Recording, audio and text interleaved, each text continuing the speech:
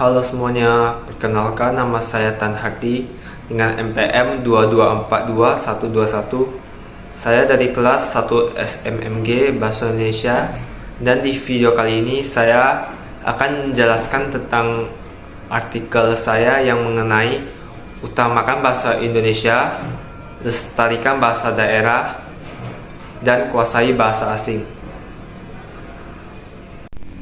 Bahasa adalah alat komunikasi sosial yang digunakan manusia untuk berinteraksi antara satu sama lain di masyarakat. Salah satu manfaat yang kita dapatkan saat mampu menguasai berbagai macam bahasa antara lain, yang pertama, membantu kita berkomunikasi dengan orang-orang di dalam maupun di luar negeri. Yang kedua, menambah pengetahuan seseorang agar dapat beradaptasi di lingkungan baru. Dan yang ketiga, meningkatkan kemampuan diri. Pada umumnya, banyak orang yang berpergian ke luar negeri, bahasa yang paling banyak penuturnya antara lain adalah bahasa Inggris dan bahasa Mandarin.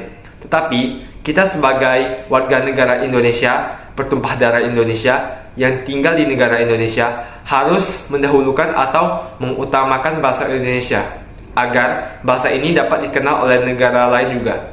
Berdasarkan data Ethnologue, bahasa Indonesia berhasil menduduki peringkat ke-10 sebagai bahasa yang sering digunakan di dunia, dengan jumlah penutur sebanyak 159 juta di tahun 2022. Bahasa Indonesia merupakan salah satu bahasa yang menyatukan tiap-tiap daerah di Indonesia, sekaligus juga merupakan jati diri dan kebanggaan bangsa. Kita sebagai warga negara Indonesia harus cinta dan bangga kepada bahasa Indonesia.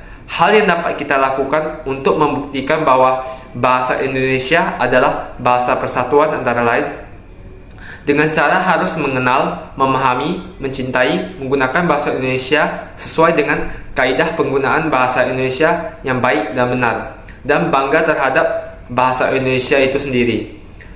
Bangga pada negara adalah bangga pada bahasanya. Kita perlu menggunakan bahasa negara kita sendiri sebagai ciri keberadaannya. Bahasa Indonesia berperan sangat penting karena dianggap sebagai alat penghubung antar masyarakat, antar daerah, dan antar budaya. Bahasa Indonesia berfungsi sebagai bahasa pemersatu atau media komunikasi di Indonesia. Tidak hanya itu, tapi bahasa Indonesia juga merupakan identitas nasional suatu negara. Sekian dari hasil penjelasan saya mengenai artikel utamakan bahasa Indonesia, lestarikan budaya daerah, dan kuasai bahasa asing. Apabila ada kesalahan, saya minta maaf. Sekian dan terima kasih. Bye bye.